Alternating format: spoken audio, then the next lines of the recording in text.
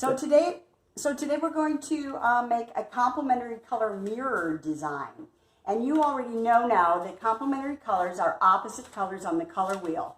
So yellow and purple are complements, red and green are complements, orange and blue are complements of each other. Complementary colors are opposite colors on the color wheel, and here they are together. Black and white are complementary colors too, even though they're not on a color wheel. So it's easiest to do this project with colored paper.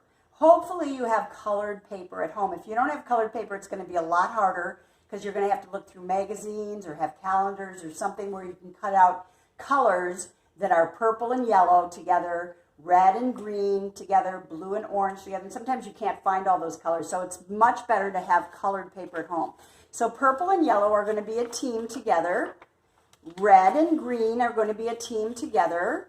Blue and orange are going to be a team together. And black and white are going to be a team together. So first thing I want you to do is take a white piece of paper and fold it in half like a book. Then I want you to take a black crayon and go down that center line that you made with your folding. And one side you're going to color black, and the other side you're going to leave white, because we are going to make the background of your picture complementary colors. So black and white are complementary colors. So one side we're going to color black, and the other side we're going to leave white. And if you have your colored papers, go ahead and get your colors together and make sure that you put purple and yellow together, orange and blue together, and green and red together. And you probably already know that black and white are opposites of each other. So I'm first going to color this all in black, and then we're going to start. And we're going to make shapes, and we're going to put the shapes all the way down the line first before we go out to the corners or to any place else. So the first thing you want to think about is, what kind of shapes can I make that are going to be really interesting? So I'll tell you what I like to do. Instead of just drawing a shape and cutting it out, what I usually like to do is cut a square or a rectangle from my two papers at the same time so that I can put a shape on that square or rectangle. And I'll show you what I mean.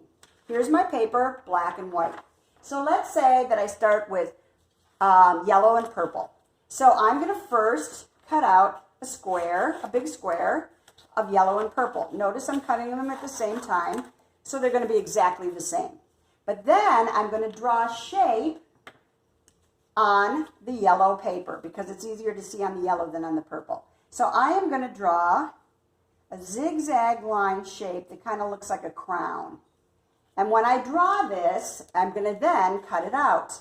And the reason I'm cutting it out from this little piece of paper is I'll actually have four shapes, not just two shapes, and I'll show you what I mean. Okay, so I'm going to cut out the crown, and notice the crown is exactly the same on both papers. But then I actually have this left over. I might want to use this too. So here I go. I'm going to glue down the yellow one on the black and the purple one on the white, because the yellow one will show up better on the black side. So I could glue them down like this, or I could glue them down like this, because remember they have to be a mirror, so they have to look exactly the same across from each other. Or I could glue them down like this with the points hitting each other. I think I'm going to glue them down like this, because I think I want to use this too to glue down maybe like this.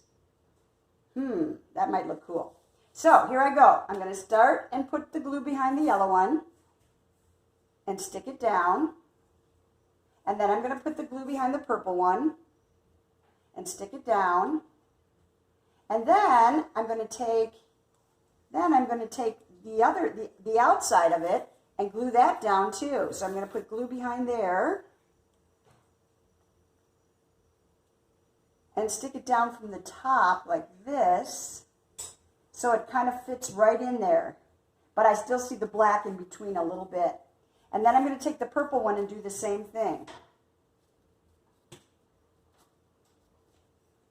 And stick it down like this. And see a little bit of the white in between. Pretty cool.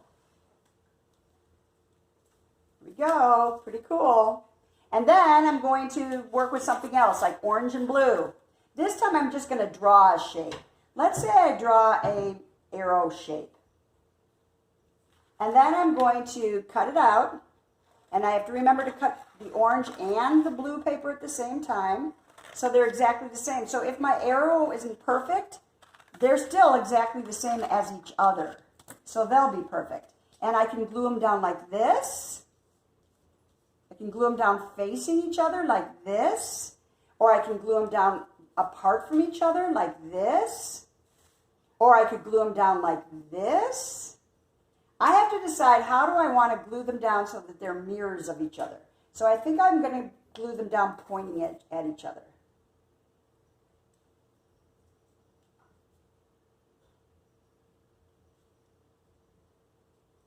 And then I have to take another one, red and green, and then I'm going to make another shape. Maybe this time I will make a square again. Maybe make it a little bit smaller. And maybe just cut it right down the middle with a curvy line.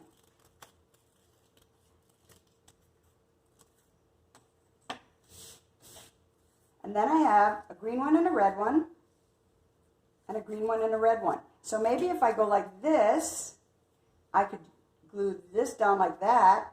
And if I go like this, turn this one around, I can glue this one down too, like that.